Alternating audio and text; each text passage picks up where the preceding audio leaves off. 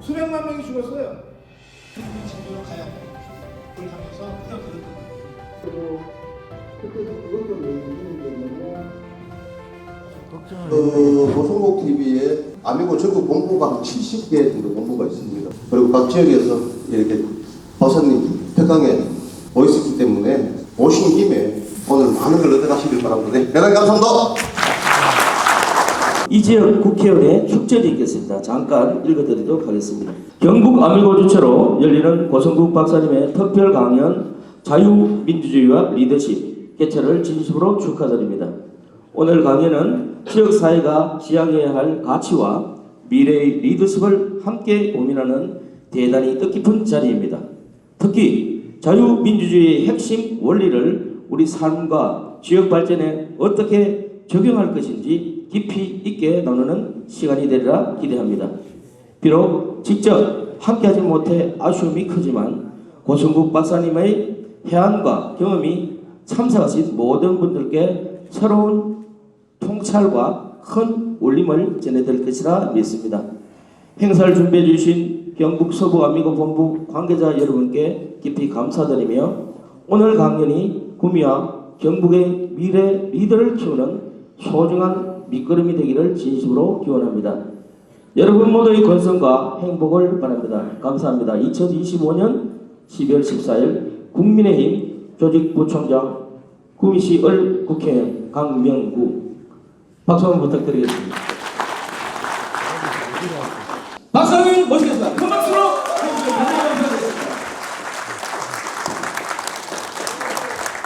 네, 경북 아미고 동지 여러분 반갑습니다. 들어오면서 보니까 제 사진보다 여기 김재현 최고위원 사진이 더 멋있어 보여가지고 저도 앞으로 뽀샵 처리 좀 해야 되겠어요. 네, 추우신데 많이들 오셨습니다. 제가 오늘 자유민주주의와 리더십이라는 주제로 여러분하고 제가 대화를 나누려고 하는데 복잡하게 골치 아픈 얘기할 생각 전혀 없습니다. 1945년에 우리가 해방됐을 때 대한민국은 이쪽으로도 갈 수도 있고 저쪽으로도 갈 수 있었어요. 그러니까 자유민주주의 체제로 갈 수도 있었고 인민민주주의 공산주의로 갈 수도 있었어요.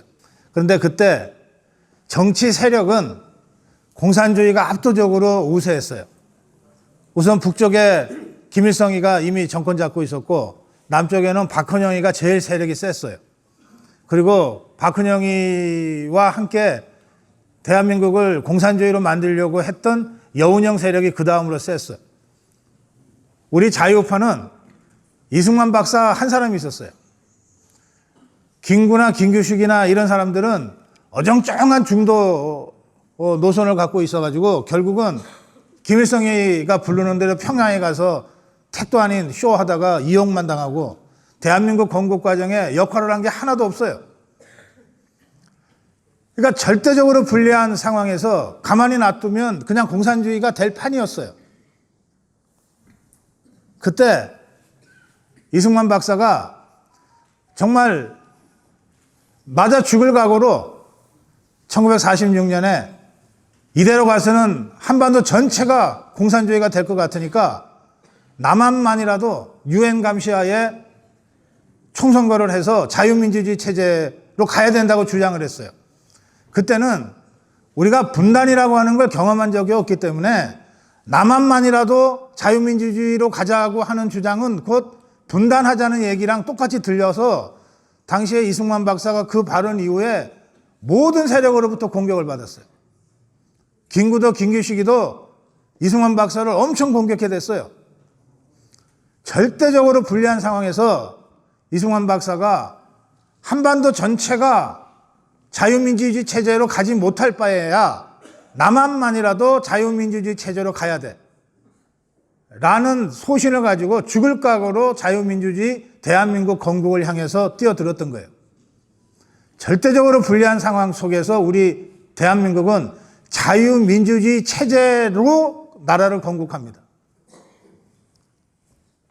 그러니까 이승만 박사의 그 1946년의 그 결단은 정말 목숨 건 결단이었어요. 그렇게 해서 우리 자유민주주의 체제가 건국이 되는데, 건국된 이후에 2년 채 안 돼서 6.25 전쟁이 터졌잖아요. 2년이 채 안 돼서 소련과 중공의 지원을 받은 북한군이 파죽지세로 밀고 내려왔잖아요. 3일 만에 수도 서울 빼앗기고 낙동강까지 밀렸잖아요. 그런 수많은 위기를 넘고 넘어서 대한민국이 여기에 온 겁니다. 그런데 그중에 결정적으로 그냥 살아만 남으면 무슨 소용이 있어요? 북한 공산주의 체제하고 체제 경쟁에서 이기면서 살아남아야지. 그 일을 한 결정적인 지도자가 나타납니다. 그게 바로 이곳에서 태어난 박정희 대통령입니다.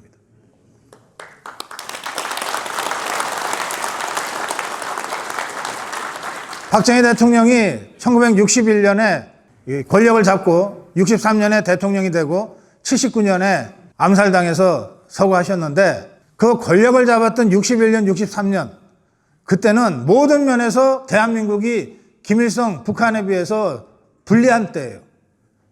경제도 약하고 군사력은 말할 것도 없고 사회간접 자본도 거의 하나도 없고 전쟁으로 다 파괴가 돼가지고, 그런 상태에서 박정희 대통령이 김일성과 체제전쟁에 들어가요.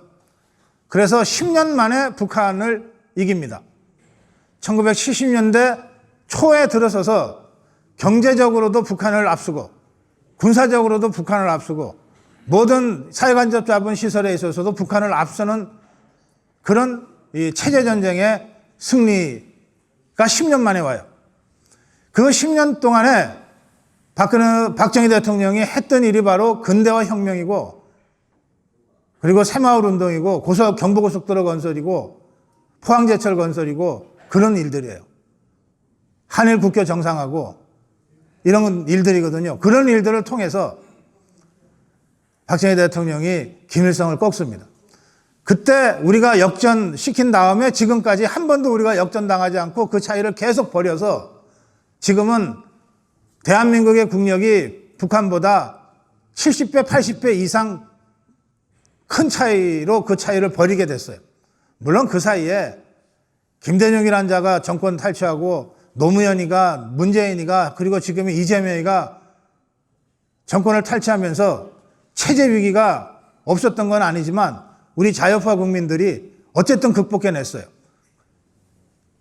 지금 우리가 이 대한민국 권력 탈취당한 지 6개월인데 그 6개월 만에 다시 우리는 일어섰고, 그리고 권력 탈취한 저것들은 그 권력을 함부로 남용하고 쓰다가 스스로 지금 무너지고 있는 상황입니다. 그래서 저는 이 대한민국 체제전쟁에서의 최종적 궁극적 승리는 우리 자유파한테 있다, 그렇게 확신합니다.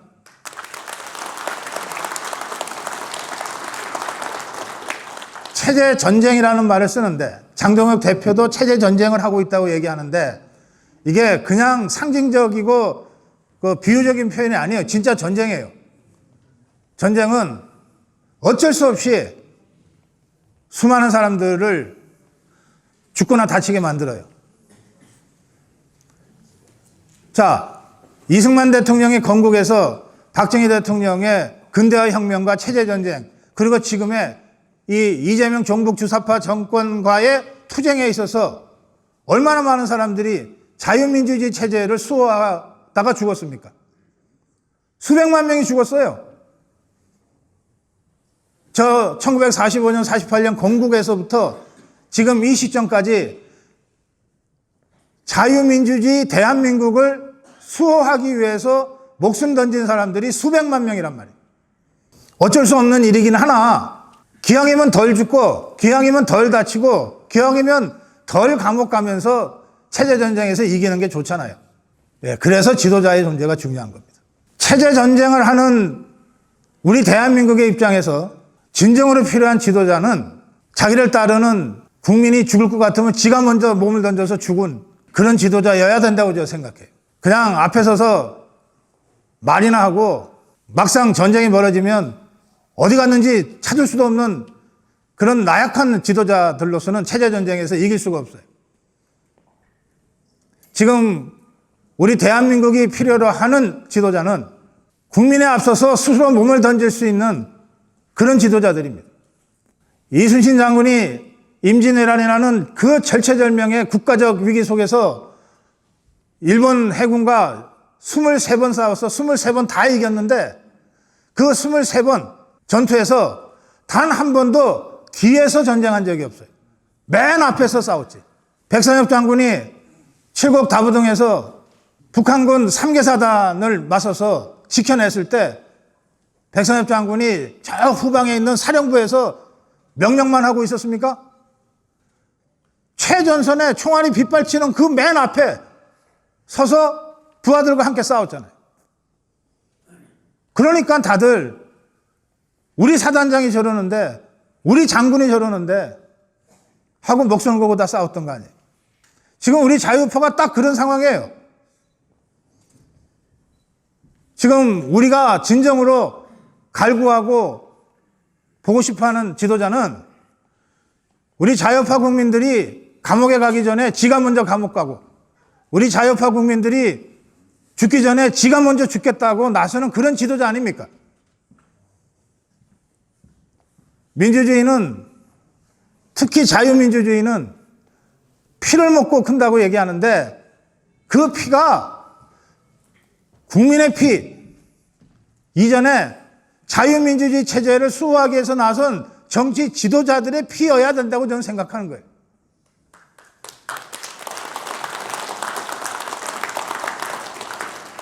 우리 75년에 한국 건국 이후에 한국 현대사의 역사가 이승만 대통령, 박정희 대통령에 이어 지금까지 이런 국민보다 먼저 자신을 던지는 그런 지도자의 영웅적 역할에 의해서 여기까지 왔다고 저는 믿습니다. 우리가 국민의힘에 대해서 항상 아쉽게 생각하고 비판하는 대목도 바로 거기에요. 열심히 싸우다 지는 거야 어쩔 수 없지만 국민들이 싸우는데 코빼기도 안 보이고 지 일신의 아니나 생각하고 그런 자들이 배지 달고 있고 당 지도부 하고 있으니까 우리가 비판하는 것 아닙니까? 최근 들어서 장동혁 체제 출범 후에 국민의힘이 조금 바뀐 것 같아요. 국민과 함께 하려고 그러고 국민이 어려워할 때 먼저 나서려고 그러고 그런데 저는 솔직히 진짜 저자들이 죽을 각오는 돼 있나 잘 모르겠어요. 이미 우리가 종북주사파 권력과 투쟁하다가 여러 사람 죽었잖아요. 탄핵 저지 투쟁 과정에서도 분신한 분도 계시고 저 3마리 사냥개 같은 특검의 강압적 수사에 저항하다가 결국은 스스로 목숨을 끊은 정의천 위원장 같은 분도 계시잖아요. 종북주사파 정권과의 투쟁에서 우리 자유파 국민들이 죽어나가고 있다고. 그런데 과연 국민의힘의 지도부가 그들과 함께할 각오가 되어 있는가? 이 점에 대해서 우리가 엄중하게 국민의힘에 대해서 질문을 하는 겁니다. 오늘 제 강의 자유민주주의와 리더십이라고 하는 것의 핵심은 그거예요. 자유민주주의를 지키려면 국민이 목숨 걸고 싸워야만 한다. 싸우지 않으면 누구도 자유민주주의를 지켜주지 않는다. 그런데 국민보다 먼저, 국민보다 앞서서 스스로 몸을 던질 이승만 대통령, 박정희 대통령 같은 지도자가 있느냐 없느냐가 결정적으로 중요하다 이 말이에요. 그리고 바로 그 질문을 제가 국민의힘에게 엄중하게 계속해서 질문하고 있는 겁니다. 당신들은 과연 국민보다 먼저 일어나고 국민보다 먼저 몸을 던질 각오가 되어 있는가? 그렇다면 우리 자유파 국민들이 국민의힘을 믿고 따르겠다. 지금 여기 김재현 최고위원이 지금 와 있는데 각오가 돼 있으면 제가 올라오라고 할 거고 각오가 돼 있지 않다 그러면은 괜히 올라와서 욕만 먹고 갈 거니까 그냥 객석에 앉아 있으라고 할 건데 각오가 있어요? 네. 있으면 올라오세요. 근데 겁은 납니다. 하지 말고 일로 와. 지금 우리 고성우 TV가 녹화하고 있고요. 오늘 오후 밤에라도 이 영상을 바로 올릴 거예요. 뭐 따로 편집하거나 하지 않고 시차 때문에 우리가 지금 생방송을 할 수가 없으니까 그런데 그대로 올릴 거예요. 그리고 저희 방송이 올라가면 대개 최소 10만 명 정도의 우리 국민들이 저희 방송을 봅니다. 그러니까 조금 전에 우리 국민보다 먼저 몸을 던질 각오가 돼 있다 이래서 제가 그럼 올라오시라고 했는데 각오를 밝혀주세요. 사실 저는 우리 당에 입당해서 정치 시작한 지 23년이 됐습니다. 근데 한 번도 몸을 사려보거나 앞장서서 싸우는 데서 뒤로 빠져본 적이 없습니다. 때때로는 힘든 일도 많았고 또 굉장히 부당한 대우도 많이 받고 불이익도 많이 받고 했지만 그거 꼭 참고 오늘날까지 왔습니다. 앞으로도 그럴 겁니다. 제가 제일 먼저 싸우겠습니다. 여러분 도와주십시오.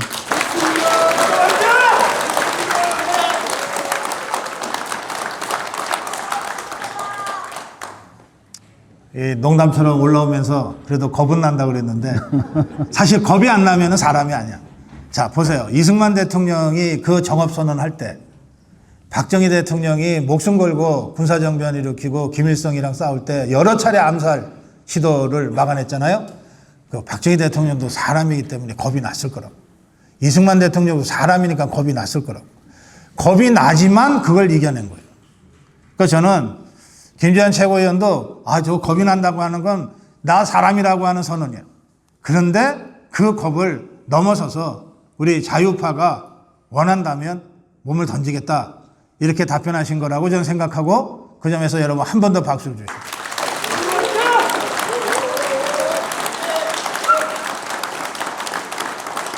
이건 내가 너무 세기를 박는 거 아니야? 1명 넘게 그냥 그 탄핵을 해야 살 길이 열린다. 박근혜 대통령을 탄핵해버리고 우리는 깨끗한 몸과 마음으로 새로 이 반기문 유엔 사무총장을 모시고 정권을 재창출하자 이런 황당한 생각을 했거든요. 네. 그렇게 해야만이 우리는 깨끗해질 수 있고 다시 여당이 될 수 있다는 생각을 한 거죠. 그렇게 해서 사실 당내에서 탄핵을 막 주도하다시피 했습니다. 근데 그것을 지켜보는 제 입장에서는 이게 우리가 배출한 대통령이 탄핵되고 나면 우리는 정치 세력으로서 완전히 국민으로부터 버림을 받을 텐데 그러면 시간을 조금 두고 여러 가지 방법으로 이 시시비비를 좀 가리고 나서 국민들이 조금 마음이 안정되고 나서 다시 평가를 받자 하는 그런 생각이었는데 뭐 전혀 그것도 없이 오히려 더 급하게 뛴 사람들이 잘 아시다시피 유승민, 김무성 그런 분들이죠. 네. 그렇게 해서 탄핵을 뚝딱 하고 나서 다시 대선을 치르겠다 하니 뭐 대선이 제대로 됐겠습니까? 그러니까 나중에 대통령 후보도 못 구하고 있다가 마침 그나마 경남지사를 하다가 성완종 그 사건이 항소심에 가서 무죄 판결을 받게 되니 뭐 약간 업어오다시피 해서 대통령 후보로 내세운 게 우리 홍준표 후보였거든요. 그래서 25% 정도밖에 못 얻고 끝나버렸고. 그거 홍준표는 그거를 지가 나왔으니까 그래도 25%라도 얻었다고 끝까지 떠들어대는데. 하여튼 뭐 그분 이야기야. 그분 이야기야. 홍준표 얘기는 하지 말고. 근데 지금 벌어지고 있는 이 사건 윤석열 대통령의 이 탄핵 때도 제가 그때 최고위원이었거든요. 그런데 이제 비상계엄이 선포가 되고 나서 비상계엄 선포 이후에 탄핵까지 가는 과정이 한 2주 걸렸는데 그 과정이 굉장히 복잡했습니다. 그런데 마찬가지로 우리 내부에서 탄핵을 해야 우리가 이 윤석열 대통령의 잘못을 끊어내고 우리는 새로이 출발할 수 있다.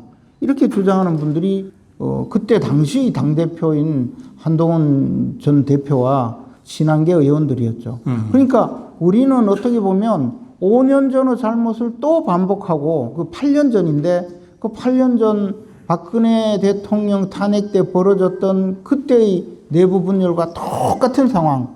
무슨 일이 벌어지면 항상 내부에서 우리가 먼저 무슨 끊어내야 나머지는 괜찮을 수 있다라는 생각을 하는데 사실 뭐 그런 면이 일상생활에는 있을 수 있습니다. 우리 흔히 말하는 뭐 고름이 살되느냐부터 시작해가지고 그런데 정치 세력이라고 하는 것은 우리를 지지해 준 많은 국민들이 있고 또 우리나라는 보수 진영과 좌파 진영이 그동안 꾸준히 살아왔기 때문에 갖고 있는 많은 뿌리가 있는데 그것을 송두리째 잘라내고 어느 날 새 출발한다는 것 자체가 어려우니 조금 시간을 갖자라는 내부 그 어떤 주장에도 불구하고 대통령을 탄핵에 버리고 가야 된다는 그 주장이 결국에는 2주 만에 다시 받아들여서 또 탄핵이 된 거죠. 근데 탄핵을 얻는 과정이 왜 이렇게 똑같아지는지 저는 그게 정말 좀 안타까웠습니다. 이 정치판에 우리 자유파건 저 좌파 것들이건 간에 하여튼 뭐 문제가 생기면 자르자라고 하는 거는 일반적인 거예요. 그런데 다른 게 하나 있어요. 좌파 것들은 꼬리를 잘라. 꼬리를 자른다고.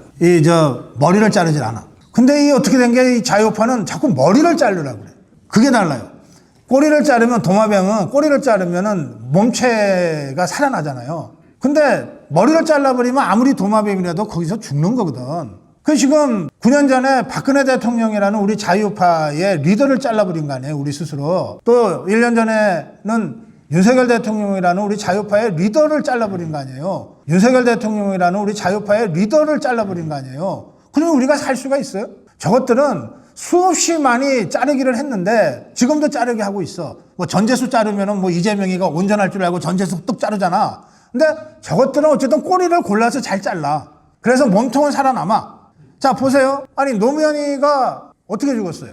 노무현이가 왜 죽었어요? 노무현 대통령은 이제 그때 당시에 일종의 정치자금법 위반이죠. 대선 저 대통령 재임 중에 그 박연차 회장으로부터 자기 아들과 딸, 특히 딸의 그 뉴욕에 집을 사주는 과정에서 미화 200만 불을 받았다라는 그 조사를 받고 있었는데 그것이 결국은 사실로 드러나니까 그 다음에 직접은 안 받아도 권양숙이 통해서 받았다 이거 아니에요? 어쨌든 뭐 그런 데 대해서 결국은 불행한 선택을 했다고 알려지는데 이게 뭐 수사가 완전히 밝혀져서 기소되거나 수사 발표가 되기 전에 불행한 선택을 하셔서 사실은 사건은 그래요. 그 기소 중지가 돼버렸는데 사건은 없어졌죠. 그 사건 자체는 이게 대통령으로서는 쪽팔리는 정치자금법이나 뇌물 사건이거든.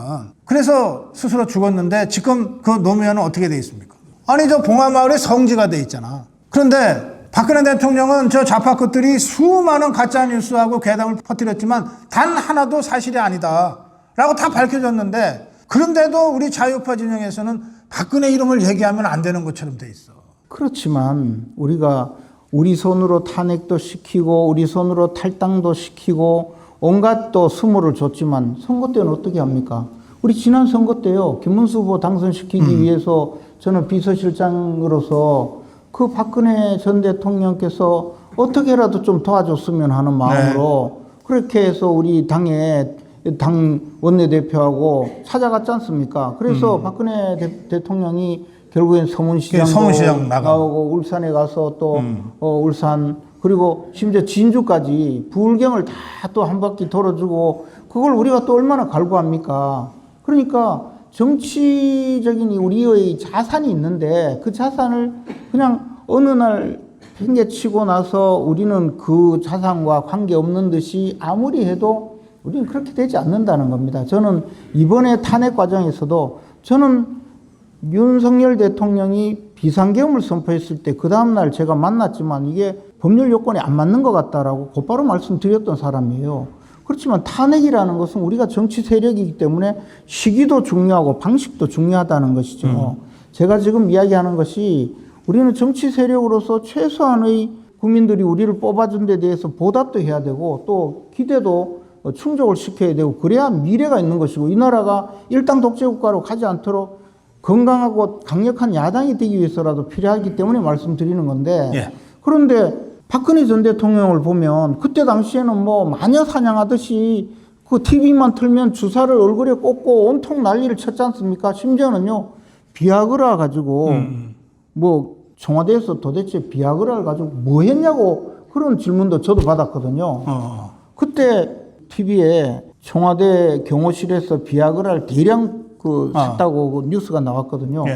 그래서 저도 그 사실을 알고 있었어요. 왜냐하면 그때 대통령 주치의가 대통령께서 그 남미에 페루, 칠레 이런 데 가면 고산지대에 3,000m 넘어가기 때문에 이 경호원들이 조금이라도 몸에 이상이 생기면 안 되거든요. 그렇지. 그러면 예. 고산에 가면 비아그라를 먹입니다.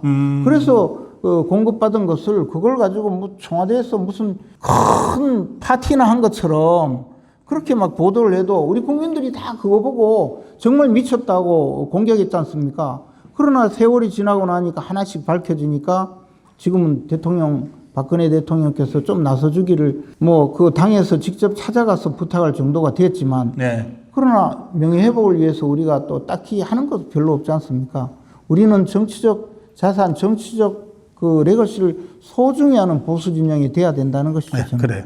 그 최근에 그러니까 아까 우리 얘기 중에 나왔지만 9년 전에 박근혜 대통령을 배신한 자들 또 1년 전에 윤석열 대통령을 배신한 자들 또 최근까지도 뭐 윤석열 대통령이 폭정을 했다는 둥 뭐 이따위 식으로 해서 정말 그냥 엎어진 사람 막 발로 밟는 이런 정말 폐륜적인 배신을 한 자들을 가만히 보면 아까 김무성이 유승민이 얘기했죠. 유승민이 대구, 김무성이 부산. 그 다음에 최근에 무슨 폭정 어쩌고 한 거 주호영이 대구, 윤한홍이 경남, 권영진이 대구. 그렇잖아요. 다행히 경북 사람은 없네. 그런데 우리 일반 이제 자유파 국민들은 그냥 대구 경북을 한 몸뚱이라고 보고 보수의 심장 그러잖아요. 네. 그래서 제가 지난주에 대구 와서 특강하면서 제가 진짜 소리쳤어요. 여러분들 보수의 심장 맞냐? 보수의 심장이라는 데가 어떻게 배신자들만 두글두글 되냐? 여기 지금 경북 구미인데 구미에도 배신자들이 있어요. 경북은 조금 대구 배신자들보다 조금 교활해서 그런지 잘 안 나타내는데 배신들을 하더라고요. 제가 이름을 쫙 불러줄 수 있는데 뭐 거기까지는 안 하겠습니다. 자, 질문. 왜 이렇게 배신자들이 득식을 되냐고 대구 경북에서. 우리끼리 정말 그냥 이야기 할 때 예. 하여튼 뭐 그 비슷한 이야기를 할 때는 있습니다. 네. 그런데 우리는 늘 또 같이 생활하고 정치 활동하고 네. 그러는 분이니까 제가 대놓고 뭐 배신자라고 할 수가 없어서 이 어려운 질문을 하긴. 거두어 주시기를 안. 최고위원이니까 주호영이도 봐야 되고 윤한홍이도 봐야 되고 권영진이도 봐야 되고 그러면 여기서 저하고 얘기하면서 지 마음에 있는 소리 다 해놓고 난 다음에는 참 그렇겠다. 그죠? 네. 그렇지만 속이 어떤지는 아시겠죠? 아, 예. 근데 저는 이제 우리 윤석열 대통령이 그래도 지금은 뭐 감옥 속에 있지만 또 굉장히 각광받고 박수받고 또 소위 우리 시체말로 잘 나갈 때가 있었지 않습니까? 그때 같이 잘 나갔던 분이 그때는 좀 이야기하지 않고 지금 와서 그때 뭐 쌍욕을 많이 했다 이런 이야기 할 때 저는 뭐 그런 거는 별로 이렇게 좋게 보이지 않았습니다. 근데 저는 윤 대통령이 저한테는 욕을 한 번도 안 했어요. 근데 그 이유가 제가 생각하니까 그분들은 해준 게 많고 그분들은 먹은 게 많으니까 뭐 욕도 하고 이래도 꼼짝 못 했겠지만 저는 사실 뭐 붕어빵 하나 얻어먹은 게 없어서 저한테는 욕을 못 했던 것 같아요. 굉장히 좋게 이야기 많이 했어요. 그리고 그냥 제가 오히려 그 좀 이상한데요. 이런 이야기를 많이 했죠. 우리 김재원 최고위원이 지금 현직 최고위원이에요. 그러니까 그 국회의원 여러 명 합친 것보다도 더 발언의 영향력이 크기 때문에 특히 당내 선후배 국회의원들에 대해서 말씀을 편하게 못한다는 건 여러분들이 좀 이해를 해주시고. 근데 이번이 최고위원 4번째 아니에요? 예. 뭐 이렇게 최고위원만 해? 제가 참 좀 부끄럽기도 하고 어떻게 보면 선거에 좀 자꾸 심판을 받으러 나가게 됐는데요. 네. 우리 당이 그러니까 박근혜 대통령 탄핵 이후에 우리가 이제 야당의 길을 겪으면서 정상적인 지도 체제를 잘 마련하지 못했습니다. 그러니까 박근혜 대통령 탄핵되고 나서 새로운 지도 체제로 제대로 들어온 잠시 동안이 홍준표 대표 시절이었거든요.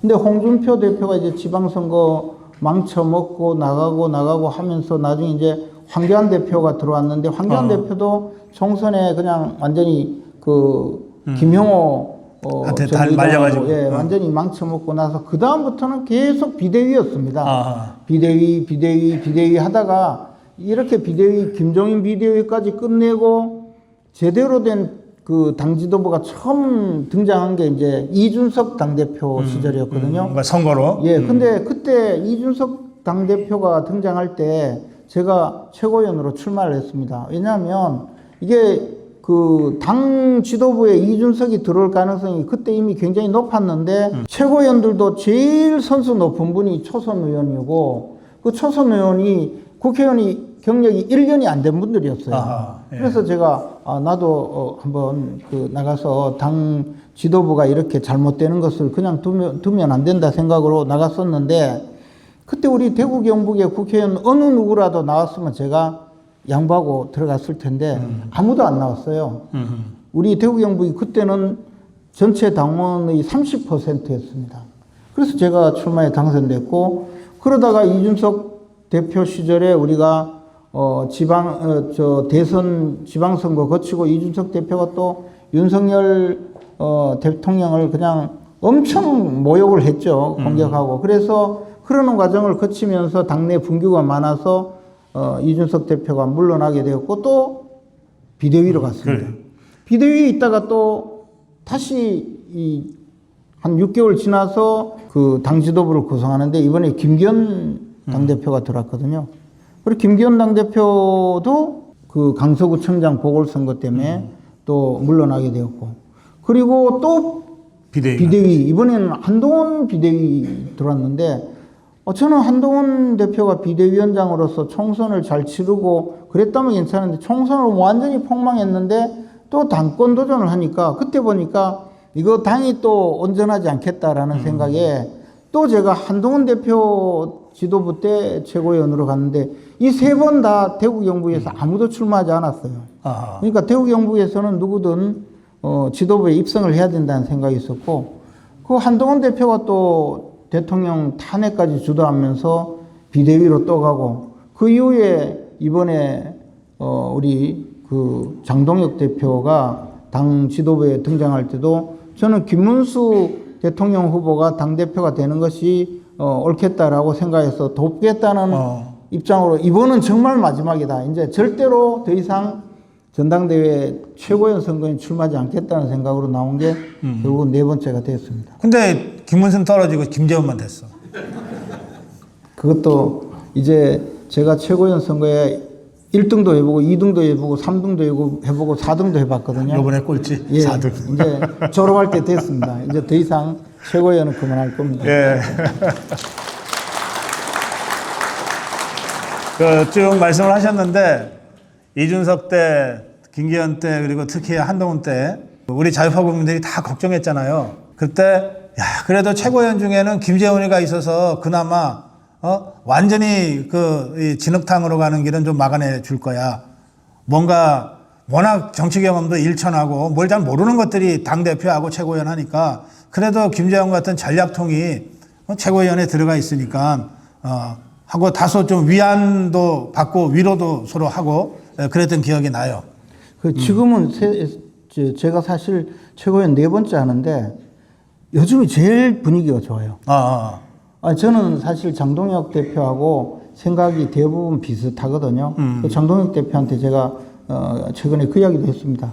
지금 기본적으로 방향이 옳다. 그러니까 용기를 잃지 마시고 앞으로 나가시라. 나는 도와드리겠다.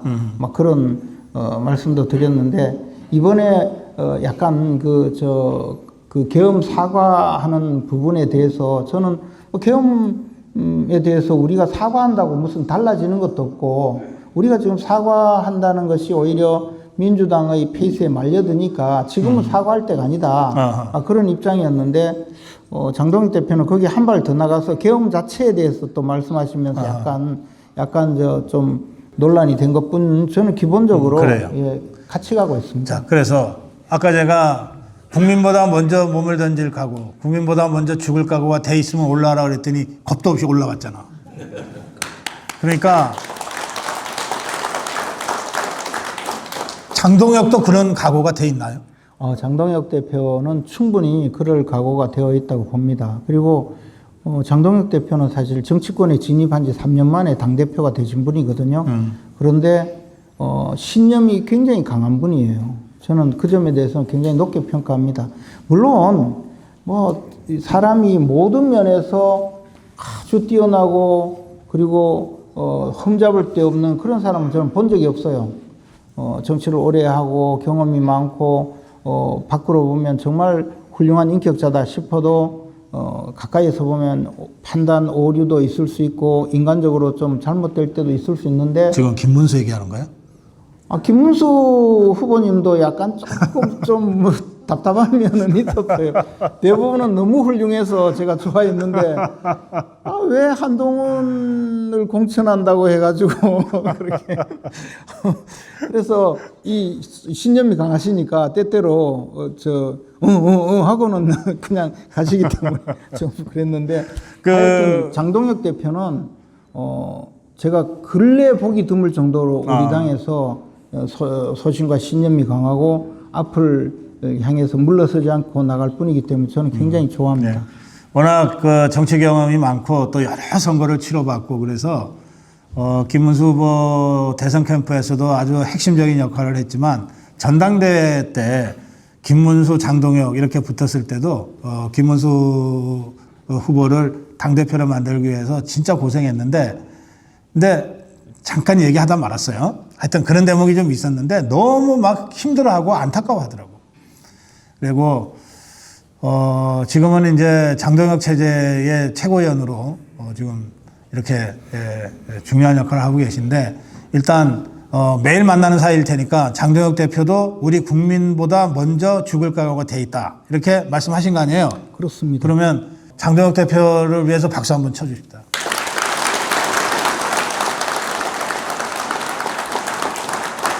그리고 이제 장동혁 대표가 있고 1등 최고위원이 신동욱이잖아. 네. 그 신동욱 그 사람은 죽을 각오가 돼 있어요? 궁금하네. 제가 가서 한번 물어보겠습니다. 그건 이제. 근데 우리 당에 지금 그 최고위원들은 누구든 앞장서서 싸울 각오로 일하고 있다고는 생각합니다. 예. 때때로 생각이 조금 달라서 좀 그런 부분이 있지만 그래도 각자 자신의 역할은 충분히 하리라고 생각합니다. 김민수는 죽을 각오 돼 있는 것 같아요. 조금 대책 없이 죽을 각오. 자, 다시 한번 강조합니다. 자유민주주의를 지키려면 여러분들이 피를 흘릴 각오를 하셔야 돼. 그런데 제가 우리 정치권, 정치 지도자들한테 요구하는 건 뭐냐면 우리 국민들 피를 흘릴 각오가 다 돼 있어요. 저 눈들을 보세요. 지금 조는 사람 한 명도 없잖아. 피를 흘릴 각오가 돼 있어. 이미 다 보여줬어. 지난 1년간 또 지난 8년간. 그런데 국민이 피를 흘리기 전에 먼저 피를 흘리는 게 정치 지도자다 이 말이에요. 제가 그 점을 오늘 내내 강조합니다. 그래서 저도 한 번씩 인용하는 그 문구 중에서 양의 무리를 늑대 한 마리가 용맹한 늑대 한 마리가 양의 무리를 이끌고 있고 양 한 마리가 용맹한 늑대의 무리를 이끌고 있는 이 두 무리가 서로 싸움에 들어갔을 때 누가 이기겠냐? 누가 이기겠냐? 누가 이길 것 같아요? 자, 늑대 한 마리가 이끄는 양의 무리, 양 한 마리가 이끄는 늑대 무리 싸우면 양의 무리가 이겨? 예, 양의 무리가 이긴대. 그래서 이제 그 이야기가 워낙에 많이 알려졌지만 어떻게 이길 거냐는 거죠.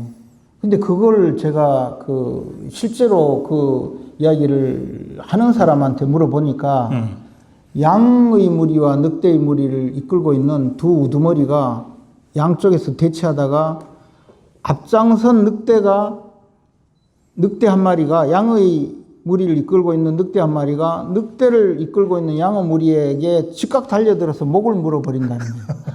저쪽 대장을 목을 물어버리는구나. 네. 예. 목을 물어버리면 그 늑대들이 자기의 대장이 물린 걸 보고 그 뒤도 돌아보지 않고 그 뒤에 늑대가 있는지 양이 있는지 모르고 아하.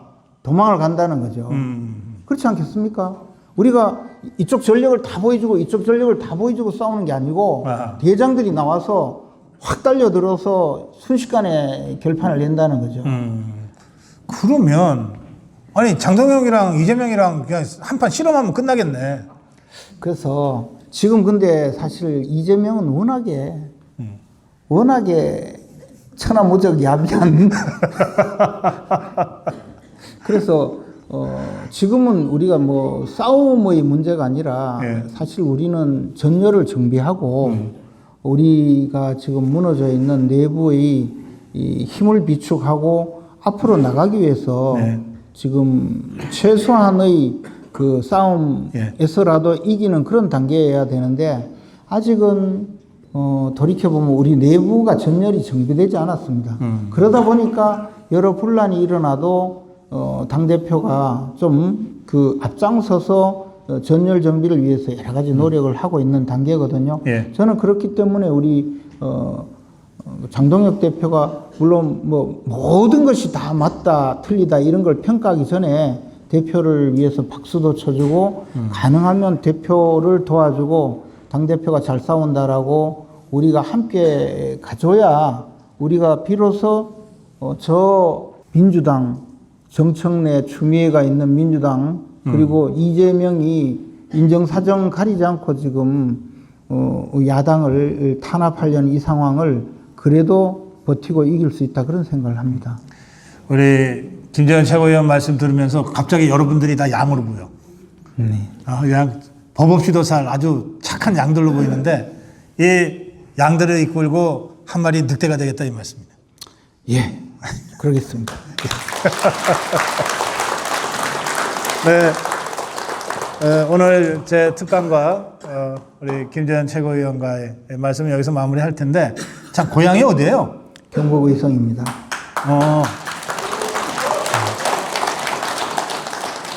아니 뭐 고향이 의성이라 그러는데 박수 치는 분은 뭐예요? 의성에서 온 사람들. 제가 지금 경북도청 안동에서 이철호 지사랑 대담을 하고서 내려오는 길이거든요. 그러니까 의성 지나니까 바로 구미대요. 여기 가깝더라고. 네. 북쪽에. 자, 이 의성 출신이고 이 경북 지역에서 그동안 쭉 정치를 해왔어요. 잠깐씩 뭐 대구도 조금 들여다보긴 했던 것 같은데 실제로 정치는 경북에서 계속했죠. 네. 그래서 지금 당의 최고위원으로 활동하면서도 늘 이 고향인 경북에 대해서 저하고 개인적으로 얘기할 때는 아주 애틋한 마음을 여러 차례 표현한 적도 있습니다. 예, 이곳 이 경북의 또 중심, 박정희 대통령이 태어난 이 구미에서 우리 안희고 동지들과 함께 이런 자리를 하게 되니까 이 경북 출신 지도자로서의 어떤 각오 한 말씀 여러분과 함께 좀 나눴으면 좋겠어요. 우선 고향 말씀하셨으니까요. 이곳에서 가까운 의성 지역에 우리 대구 경북 통합신공항을 이전하려는 사업이 진행되고 있거든요. 그렇게 됐을 때 그거 군이 아니고? 군위하고 의성은 또 경계입니다. 붙여 있구나. 근데 그게 이제 구미공단에서 한 10분 거리에 국제공항이 만들어지는 거거든요. 그렇군요. 근데 예. 사실 구미공단이 대기업들이 많이 빠져나가면서 상당히 쇠퇴하고 있는데 그 대구 경북 통합신공항이 들어오면 구미공단을 비롯한 경북 이 지역의 그 산업화가 새로운 전기를 마련할 수 있다. 물류의 중심이 되고 그렇게 해서 이게 사실 구미하고 제일 가깝습니다. 그러네요. 예. 그래서 그 통합신공항을 아니 진짜 가깝더라고. 의성 지나니까 구미야. 네, 통합신공항을 박정희 공항으로 하자. 저는 뭐 그런 생각을 갖고 있고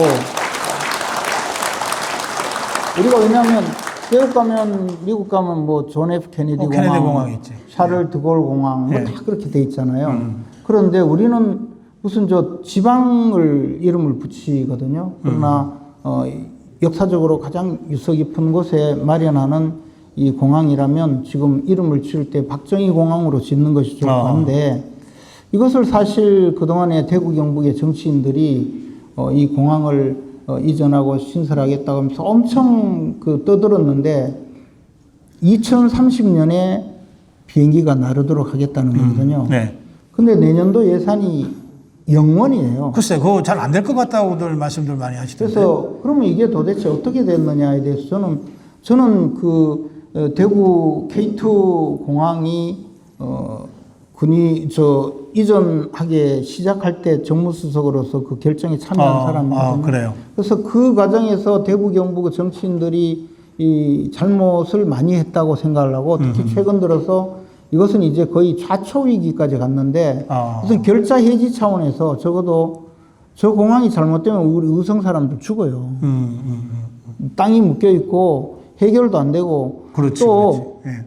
무슨 계약금도 못 받고 토지 등기까지 다 넘겨준 것처럼 군의군은 또 대구로 떼줬어요. 그렇지. 예. 이것을 해결하지 못하는 정치인들이라면 우리 대구 경북에 특히 경북의 모든 도민들로부터는 응징을 당해야 된다는 생각이죠. 아니 그저 유승민이 때부터 저 홍준표까지 그 대구 정치인들은 전부 지가 공항 이전 뭐 했다고 떠들어대던데. 지금도 또 그러고 있어요. 그래서 뭐 2030년 되면 종이 비행기도 못 날라요. 지금 거는.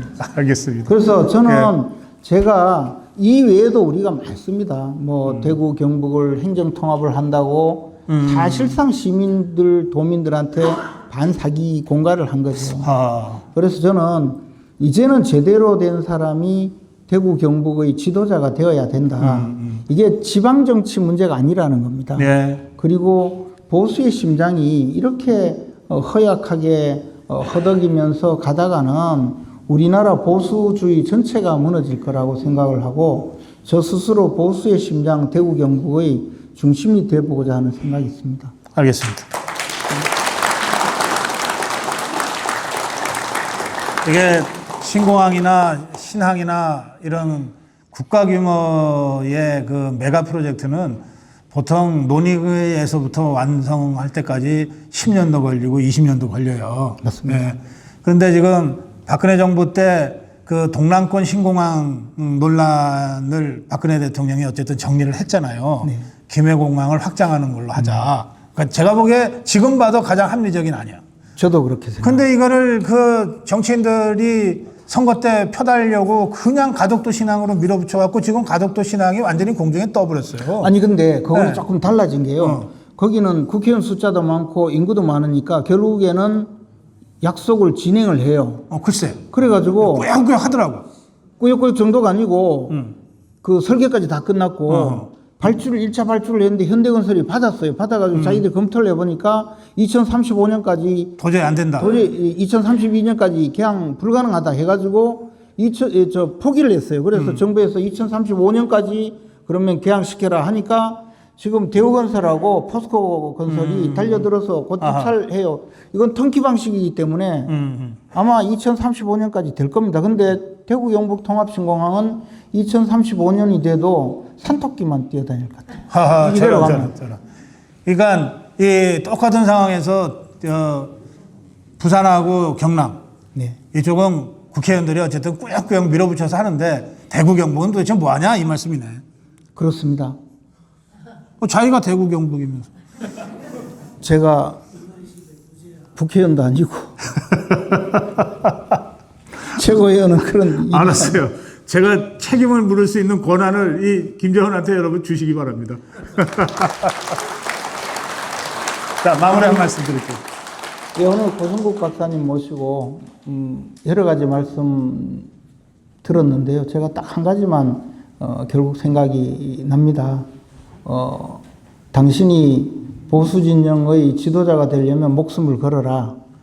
고향 대구 경북을 위해서 특히 경북에서 역할을 하려면 목숨 걸고 제대로 해봐라. 이런 말씀인 것 같습니다. 제가 그 말씀 감사히 듣고 각오를 다지겠습니다. 고맙습니다. 네, 우리 경북 지역의 아미고 동지 여러분과 함께했습니다. 고맙습니다. 고맙습니다.